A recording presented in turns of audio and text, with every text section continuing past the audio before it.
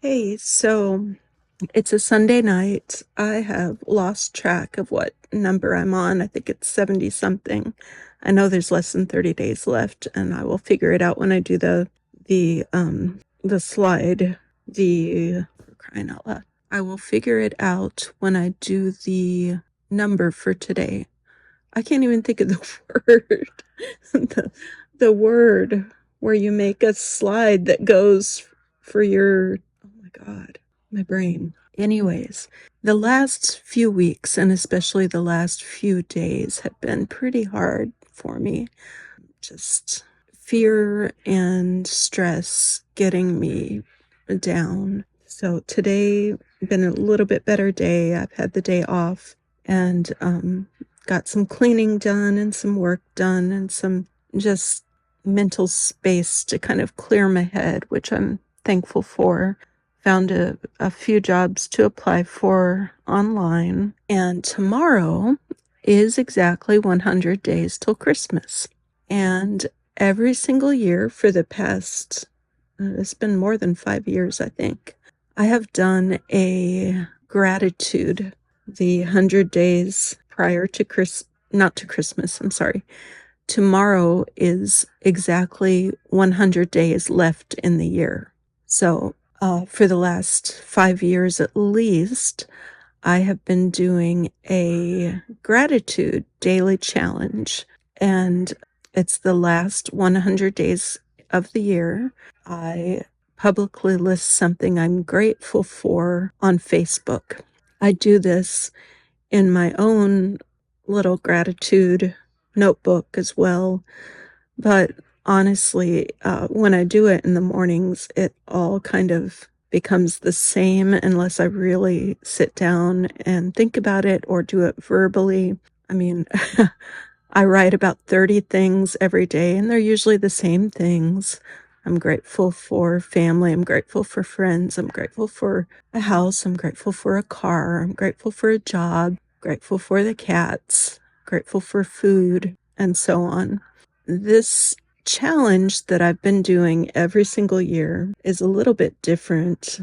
First of all, because it's public, and I'm doing it, all my friends that are on Facebook, real life friends, and only Facebook friends that I've never met in real life. And public people can see it too. Everyone's seeing it. And I guess of those people, mainly I'm thinking about the people that I actually know seeing it, that, can be a little scary sometimes, but a lot of people say it's an inspiration too. I enjoy doing it because I do end up going through those 30 things that I will say every day. But then as time goes on, you start looking for things that you normally wouldn't say. And I surprise myself with what I end up being thankful for. I think being grateful is incredibly important. And the days that I miss doing the miracle morning, which has my gratitude practice in it, I really notice I don't have a good day on the days that I miss. And I also notice that, like, if I'm in a really, really, really bad funk and have the mental bandwidth to try to pull myself out of it, and normally this happens in the car where I'm alone and can talk out loud. If I just start listing everything I'm grateful for till I get to 100, it will change my mindset and my mood. Like, I will just look out the windows after I'm done with the obvious things and say I'm grateful for clear traffic. I'm grateful for the green grass, the blue sky, the rain if it's raining, roads, road signs. I mean, just, it helps so much. If you're familiar with Abraham Hicks, she would probably say something like a rampage of appreciation. You just go and go and go and go, saying all the things that you feel grateful for. And so that starts tomorrow. That also, fall and winter, my favorite times of the year. Unfortunately, I live in Florida, so I don't really get to experience the leaves turning unless I travel somewhere, which hasn't happened the last couple years, but and Christmas decorations and the joyous feeling, all that. It's my favorite time of the year. And something I've learned, since it's not in my face all the time, like when I lived in more milder climates that had the seasons, and when I lived like downtown Chicago, you could walk outside your door and there's beautiful autumn leaves, a chill little crisp in the air. You'd walk on the leaves and kind of crunch them. Just those little things just meant so much. And you could walk down, I haven't been to Chicago in a long time. I think it's State Street that used to have all the Christmas lights, and they have shops and windows. I think it was, I want to say Macy's, maybe back in the day. They had like the huge windows with the animatronics set up and lights, and I just loved it so much. And you would see it everywhere. Like it was in your face, and they had the Christmas parade and Thanksgiving parade, and my birthday's around in October, so at least in college, Halloween was big. There was parties and stuff. There's Christmas parties for work. And now I don't like the suburbs really, and especially Florida. I really have to go out of my way to find festivities and to make them in my house. When I lived alone, I had no problem, like, even celebrating those holidays alone. The few years I was alone for them, I still decked out the Christmas tree, and there was Christmas decorations all over the house. I watched Christmas movies, listened to Christmas music. I baked Christmas cookies just by myself, ate some, took some to work. But in the last few years, things have changed. When I would come home to visit my family for the holidays, my mom was the one that made it special. She was the one that decorated the house. She was the one that bought everybody Christmas presents. She was the one that cooked and baked and organized things and sent Christmas cards. She was the keeper of traditions.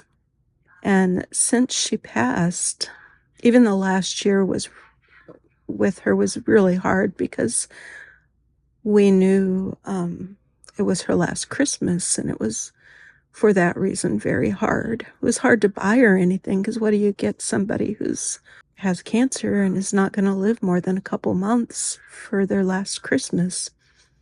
It was really sad, but the last couple years have been hard, because partly because she's no longer here, partly because I have these expectations of Christmas, and having those, just a nice festive holiday without screaming and hollering, and with all the decorations and all this. That's my expectation and ideal. And the last few years, it's been impossible, partly because of me, because I, work and didn't make it a priority to get it done. I kind of expected everybody else to do it. They don't care, though. They don't. My sister doesn't care. My dad certainly does not care. I think I mentioned before, we got to Christmas Day and they had Christmas gifts. I did not. And the house was such a mess that it was hard to decorate, And we went one year without a Christmas tree at all. One year I was making enough money where I bought a live tree, which was kind of nice. And then the last year I pulled out the old Christmas tree, the artificial one, and put it up. But growth is realizing if you want something done, you need to do it yourself. Don't expect people to do it who are not going to do it.